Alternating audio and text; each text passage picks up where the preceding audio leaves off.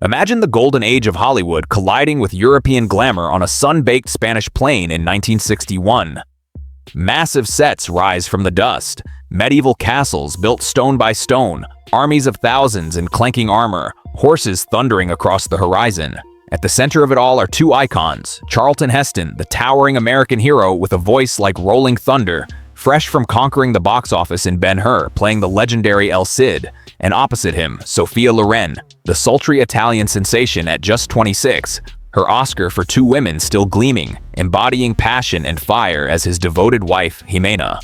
On screen, their chemistry crackles, longing glances, epic embraces, a love story that defies death itself. The film El Cid becomes a blockbuster, hailed as one of the greatest historical epics ever made.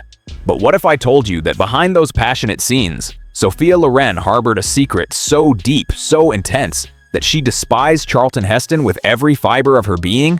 For 6 grueling months on that set, she endured what she later called pure torture, smiling for the cameras while inwardly seething. And for over 50 years, she kept the shocking reason locked away, protecting the Hollywood myth, until, in her later years, she finally unleashed the truth in memoirs and interviews that left fans reeling. This isn't just petty co-star drama. It's a tale of clashing egos, cultural divides, blatant sexism, and one unforgivable insult that crossed every line. So settle in, because over the next half hour, we're diving deep into the feud that nearly derailed a cinematic masterpiece. Hit that like button if you love uncovering Hollywood's hidden scandals, subscribe for more untold stories, and let's uncover why Sophia Loren secretly despised Charlton Heston, and why the reason is truly shocking. 500 sal or 30 sour. Main script, detailed storytelling in paragraphs. It all began with the almighty dollar, the root of so many Hollywood evils. In 1960, Sophia Loren was on top of the world, her raw performance in Two Women earning her the first Best Actress Oscar for a non-English film, beating out heavyweights like Audrey Hepburn and Elizabeth Taylor. Producers were desperate for her star power, and when Samuel Bronston approached her for El Cid, her husband Carlo Ponti negotiated a deal that made headlines, $1 million up front, the equivalent of about $9 million today, plus profit points and a sleek Ferrari 250 GT as a cherry on top. Sophia arrived in Madrid believing she was the production's crown jewel, the highest-paid talent on set. But whispers in the production office shattered that illusion. Charlton Heston, already locked in as the lead, had secured not just $1 million but a back-end deal giving him $1 per ticket sold worldwide. With Ben-Hur's massive success fresh in everyone's mind, that clause could balloon his earnings to 10 times hers. When Sophia's team demanded parity, Bronston refused, claiming the sweet deal was reserved for the leading man. Sophia felt slapped in the face, dismissed as mere window dressing despite her global fame. That betrayal sowed the seeds of resentment before a single scene was shot, turning what should have been a dream collaboration into a nightmare. As filming kicked off under director Anthony Mann, the cultural chasm between the stars became painfully clear. Sophia, raised in post-war Italy's gritty streets, brought a fiery, emotional approach to her craft, drawing from deep personal wells for every take.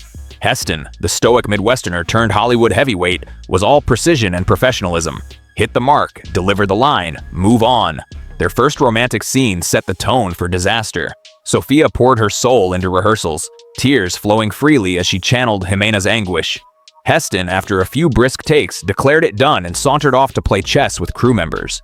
Sophia began responding to him solely in Italian, her words laced with frustration he couldn't comprehend.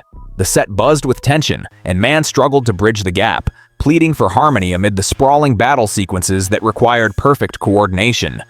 But the real explosion came during the infamous siege of Valencia Shoot, a nighttime extravaganza with flaming arrows, charging hordes, and freezing winds whipping across the plains. Sophia, clad in a gossamer velvet gown for authenticity, shivered uncontrollably between takes. A production assistant rushed Heston a custom-embroidered wool coat to ward off the chill. When Sophia requested something similar, a simple blanket would do, the response was a tattered, manure-scented horse blanket tossed her way like an afterthought. Heston, overhearing her complaint, quipped loudly enough for the crew to hear, "She's used to stables, isn't she? She's Italian." The words hung in the icy air like a dagger. The set fell silent, 3,000 eyes on Sophia as her face flushed with rage. Without a word, she marched to her trailer, slamming the door and refusing to emerge for hours, costing the production a fortune in delays. That insult, rooted in crude stereotypes, cemented her hatred, transforming professional friction into personal vendetta. The fallout rippled through the remaining months of production.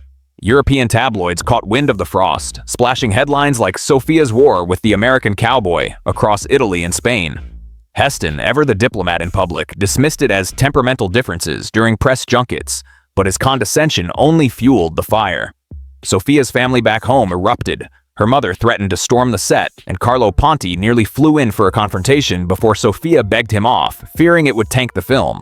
Instead, she channeled her fury into icy professionalism, speaking to Heston only through scripted lines, avoiding eye contact off camera, and positioning herself as far from him as possible during downtime. The director later confided that the atmosphere was more toxic than any battlefield scene they filmed, with crew members tiptoeing around the stars like landmines. When El Cid finally premiered in December 1961, it was a triumph, grossing millions, earning rave reviews for its spectacle and the lead's smoldering passion. Audiences had no clue that those intimate moments were acts of supreme endurance for Sophia. At the glitzy Madrid gala, photographers clamored for joint shots, but Sophia steadfastly refused to pose beside Heston, resulting in awkward group photos with producer Bronston as a reluctant buffer. For decades, Sophia played the gracious veteran in interviews, deflecting questions about Heston with polite vagueness, but as she entered her 80s, the gloves came off. In her 2014 memoir Yesterday, Today, Tomorrow, and a candid 2015 Hollywood Reporter Sit Down, she laid it bare. He was pompous, cold, and treated me like a prop. That stable comment? I'll never forgive it. Working with him was 6 months of hell. Heston's posthumously published journals offered his side, a portrait of Sophia as a demanding diva whose endless emoting bogged down the schedule. He griped about her salary as excessive for a foreigner, and never addressed the infamous quip, let alone apologized. When Heston died in 2008, Sophia's statement was curt, condolences to his family. No more, no less. Today, rewatching El Cid knowing this backstory adds layers of irony. Those epic love scenes now pulse with unspoken animosity. It's a reminder that Hollywood's gloss often hides deep scars, and Sophia's story stands as a testament to the resilience of a woman who turned private pain into timeless art. If this dive into one of cinema's juiciest feuds hooked you, Team Sophia or Team Charlton, stay tuned for more Hollywood Unmasked. If you want more videos, don't forget to hit like and subscribe and press the bell icon. Thanks for watching.